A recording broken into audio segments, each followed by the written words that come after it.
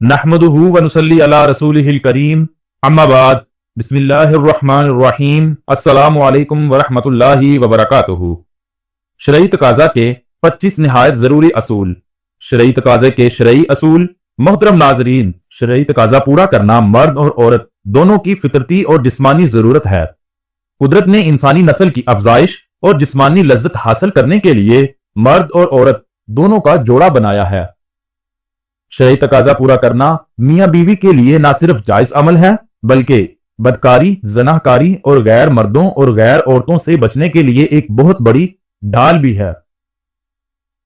محترم ناظرین، لیکن شرعی تقاضے کے بارے میں اسلامی اور شرعی اصولوں سے عدم واقفیت اور لا علمی کی وجہ سے اس جائز اور حلال عمل میں بھی گناہوں کا ارتکاب ہوتا ہے۔ اسی لیے شرعی تقاضے کے دوران شرعی اور طبی اصولوں کو مد نظر رکھنا بہت زیادہ ضروری ہے۔ شرعی تقاضے جیسے جائز اور حلال عمل میں گناہوں کے ارتکاب سے بچنے کے لیے شرعی تقاضے کے 25 اصولوں کو بیان کیا گیا ہے۔ شرعی تقاضے سے متعلق 25 اصولوں کی مکمل تفصیل جاننے کے لیے ویڈیو کو آخر تک ضرور دیکھیے گا۔ انشاءاللہ زندگی بھر آپ کو اس کا بہت زیادہ فائدہ ہوگا۔ شرعی تقاضے کے 25 اصولوں میں سے سب سے پہلا اصول: شرعی تقاضے کرنے سے پہلے وہ بستر یا وہ جگہ جہاں ہم شرعی تقاضا کرنے کا ارادہ رکھتے ہوں وہاں پر کوئی موٹی چادر بچھا دیں تاکہ شرعی تقاضے کے دوران باقی بستر پر کوئی نجاست وغیرہ نہ گر سکے۔ شرعی تقاضے سے پہلے ہی میاں بیوی دونوں کو معلوم ہونا چاہیے کہ ہم شرعی تقاضا کرنے لگے ہیں تاکہ دونوں راضی بھی ہوں اور خود کو اس عمل کے لیے تیار بھی رکھ سکیں۔ شرعی تقاضے سے پہلے میاں اور بیوی دونوں اپنے اپنے دانت اچھے سے صاف کر لیں، کیونکہ شرعی تقاضے کے دوران منہ کی بدبو ناگوار گزرتی ہے۔ شرعی تقاضا کرنے سے پہلے میاں بیوی دونوں غسل کر لیں تاکہ جسم کی بدبو یا پسینے سے آنے والی بدبو دور ہو جائے، تاکہ شرعی تقاضے کا لطف جسم کی بدبو کی وجہ سے خراب نہ ہو سکے۔ محترم ناظرین، شرعی تقاضا کرنے سے پہلے اپنے پاس 2 صاف ستھرے کپڑے رکھ لیں تاکہ شرعی تقاضا کرنے سے فارغ ہونے کے بعد آپ اپنی اپنی شرمگاہوں کو صاف کر سکیں۔ شرعی تقاضا ایسی جگہ کریں یا ایسے کمرے میں کریں جہاں سے آواز باہر نہ جائے۔ اکثر شرعی تقاضے کے دوران میاں اور بیوی جب لذت حاصل کرتے ہیں تو وہ آوازیں نکالتے ہیں، یا اگر مرد اور عورت شرعی تقاضے کے دوران کوئی بات کرے تو کسی تیسرے کے کانوں تک نہ پہنچے۔ آپ کو ایک واقعہ سناتے ہیں۔ ایک شخص کی بیوی فوت ہو گئی تو وہ فالج میں مبتلا ہو گیا۔ چند دن لوگوں نے کھانا پینا دیا، لیکن ایک ہفتے کے بعد لوگ اپنی اپنی دنیا میں چلے گئے۔ اب کھانے پینے کے لیے ظاہر ہے اس کے پاس کچھ نہ تھا۔ وہ بستر پر لاغر اپنی زندگی اور موت کی جنگ لڑ رہا تھا۔ اس کی ایک جوان بیٹی تھی۔ اس نے خود کو سجایا، سنوارا اور سڑک پر آ کر کھڑی ہو گئی کہ کوئی آ کر اپنی ہوس کی آگ بجھائے اور مجھے کچھ پیسے دے دے۔ لیکن صبح سے شام تک سڑک کے کنارے کھڑی رہی، کسی نے اس کی طرف نظر اٹھا کر بھی نہ دیکھا۔ شام کو گھر آئی تو والد نے بیٹی سے کہا کہ بیٹی سچ سچ بتاؤ کہ تو کہاں گئی تھی؟ تو اس نے بتایا کہ مجھ سے آپ کا بڑھاپا اور بہن بھائیوں کی بھوک نہیں دیکھی گئی، تو میں اپنی عزت نیلام کرنے کے لیے چلی گئی۔ یہاں پر میں آپ کو واضح کر دینا چاہتا ہوں کہ یہ لڑکی کوئی بازارو عورت نہیں تھی، وہ ایک شریف باپ کی بیٹی تھی اور مجبوری ہی اس کو سڑک کے کنارے کھینچ کر لے گئی تھی، لیکن کسی ایک انسان نے بھی نظر اٹھا کر اس کی طرف نہیں دیکھا۔ بوڑھے باپ کی آنکھوں میں آنسو آ گئے۔ بیٹی نے پوچھا یہ کیسے ممکن ہوا کہ ایک بن صبر کر ٹھہرنے والی لڑکی سڑک کے کنارے کھڑی ہو اور کوئی نظر اٹھا کر بھی اس کی طرف نہ دیکھے؟ محترم ناظرین، والد نے کہا میری پیاری بیٹی تیری طرف کوئی نظر اٹھا کے کیسے دیکھتا؟ کہا ابو اس کی وجہ کیا ہے؟ کہا تیرے باپ نے ساری زندگی ان آنکھوں پر حیا کے پردے رکھے ہیں۔ شرعی تقاضا پورا کرنے کے 25 اصولوں میں سے 5واں اصول: محترم ناظرین، بیوی کا اپنے شوہر کو شرعی تقاضا پورا کرنے سے انکار کرنا یا اپنے شوہر کو قریب نہ آنے دینا یہ بہت بڑی غلطی ہے۔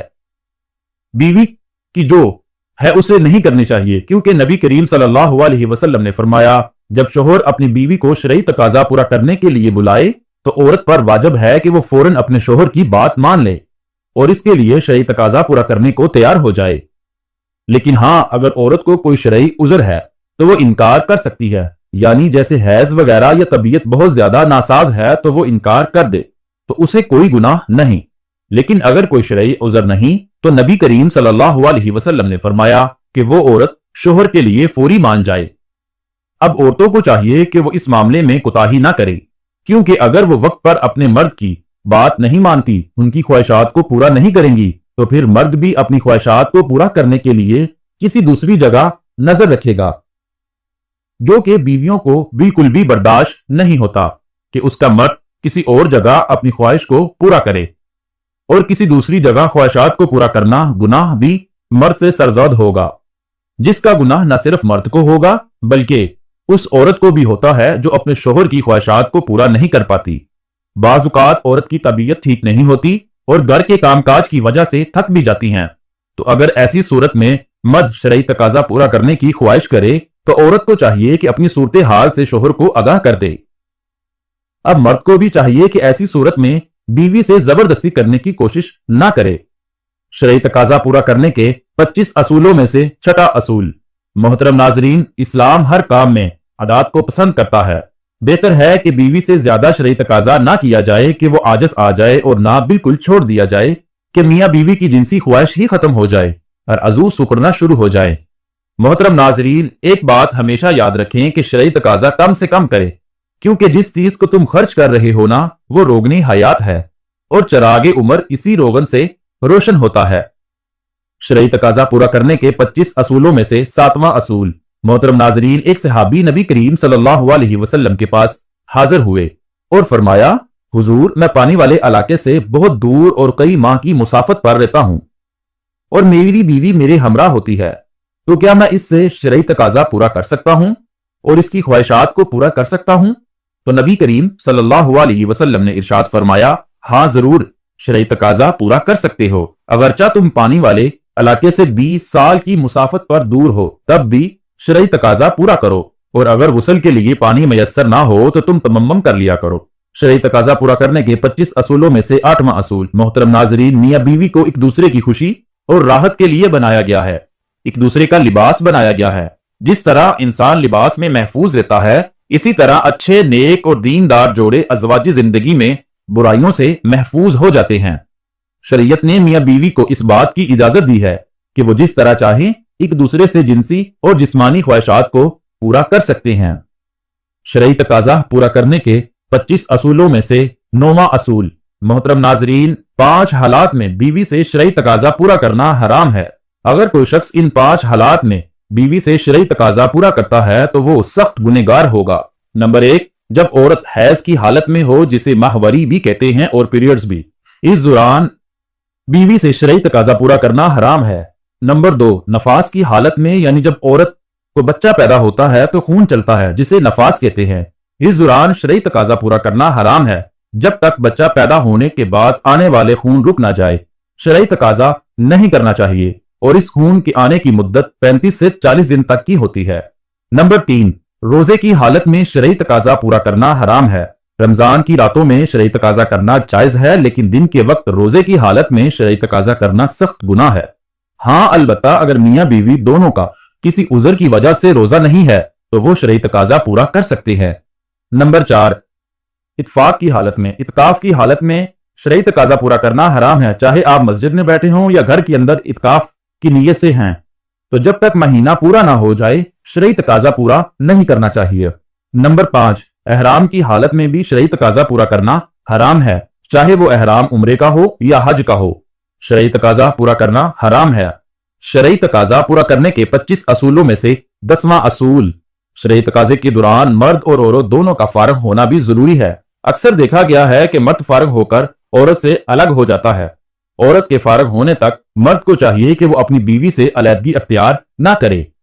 اگر مرد ایسا کرے گا تو میاں بیوی میں دوریاں پیدا ہونا شروع ہو جائیں گی، اور کثرت سے عورت کو فارغ کیے بنا چھوڑنے سے میاں بیوی کے درمیان نفرت پیدا ہو جاتی ہے۔ اسی لیے مرد کو چاہیے کہ عورت سے ایک دم سے الگ نہ ہو، بلکہ اس کے فارغ ہونے کا انتظار کرے۔ شرعی تقاضا پورا کرنے کے 25 اصولوں میں سے 11واں اصول۔ مرد کی شرمگاہ کا عورت کی شرمگاہ میں داخل ہونے سے ہی مرد اور عورت دونوں پر غسل واجب ہو جاتا ہے۔ چاہے انزال ہو یا نہ ہو، غسل واجب ہو جاتا ہے اور غسل کرنا واجب ہو جائے گا۔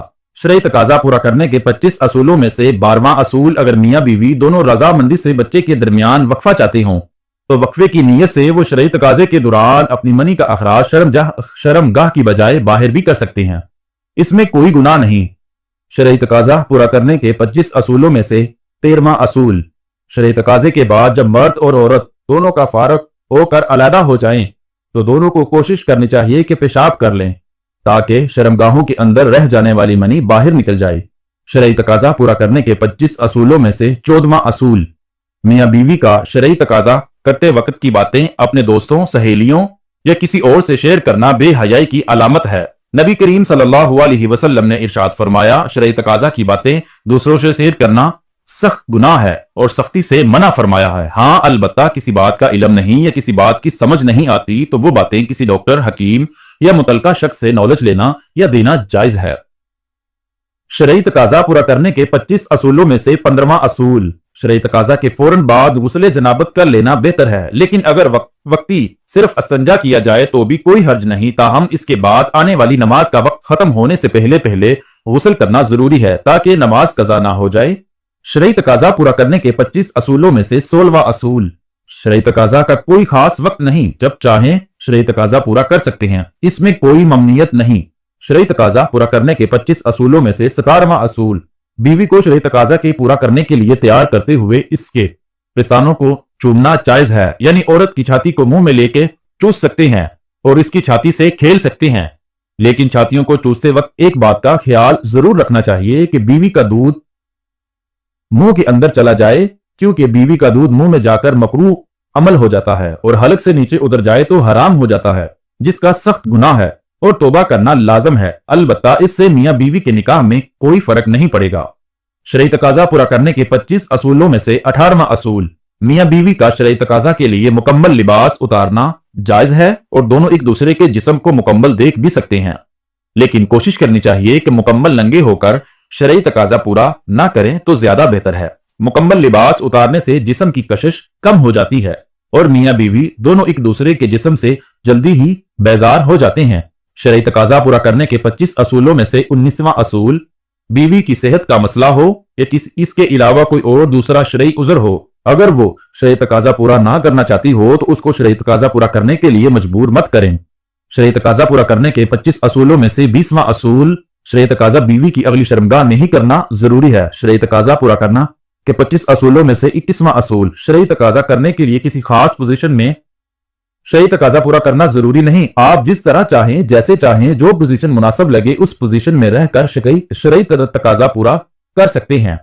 यानी अगर शरई तकाजा के दौरान मर्द ऊपर हो और औरत नीचे हो या इसके बरक्स हो, कोई भी पोजीशन हो, तमाम जायज है। शर्त यह है कि मर्द अपना अजू औरत की अगली शर्मगाह में दाखिल करे। शरई तकाजा के 25 असूलों में से 22वां असूल, शोहर के लिए अपनी बीवी की शर्मगाह को छूना इस्लाम की पकीज़ा तालीमात के खिलाफ और बेहयाई का अमल है।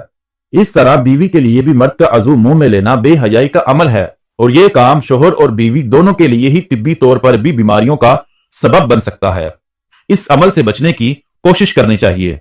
शरई तकाजा पूरा करने के 25 असूलों में से 23वां असूल, बीवी की पिछली शर्मगाह यानी दबर के मुकाम में पिछले रास्ते के पैखाने वाली जगह पर शरई तकाजा पूरा करना हराम है। अल्लाह पाक ने ऐसे लोगों पर लानत डाली है जो औरत की पिछली शर्मगाह में जाते हैं। नबी करीम सल्लल्लाहु अलैहि वसल्लम ने भी इरशाद फरमाया कि जो शख्स अपनी बीवी की दबर में आता है वो मालून है। शरई तकाजा पूरा करना के 25 असूलों में से 24वां असूल, मियाँ बीवी दोनों इकट्ठे गुस्ल करना जायज है। दोनों इकट्ठे गुस्ल कर सकते हैं, इसमें कोई ममनियत नहीं। इसीलिए अगर कोई मियाँ बीवी एक साथ गुस्ल कर लेते हैं तो इसमें कोई हर्ज नहीं। शरई तकाजा पूरा करने के 25 असूलों में से 25वां असूल, मोहतरम नाजरीन, शरई तकाजे से मुतल्लक जितनी बातें भी आपके साथ शेयर की गई हैं, ये तमाम बातें सिर्फ और सिर्फ मियाँ बीवी के दरमियान होनी चाहिए जो कि शरई निकाह में एक दूसरे के साथ मुंसलिक हो चुके हों। अगर शरई तकाजा निकाह के बगैर इस फेल को सर अंजाम दिया जाए, ऐसे रिश्ते में मुंसलिक हो जाए जो शरई तकाजे का सबब बने, तो वो गुनाह के जमरे में आता है जिसे जिना कहा जाता है, जो कि बहुत बड़ा गुनाह है। तो दोस्तों, अगर आपको हमारी ये सबक आमोज और मोटिवेशनल और इस्लामिक पर्पज पर कहानी पसंद आई है तो वीडियो को लाइक करें और चैनल को सब्सक्राइब करना मत भूलें। जज़ाकल्लाह।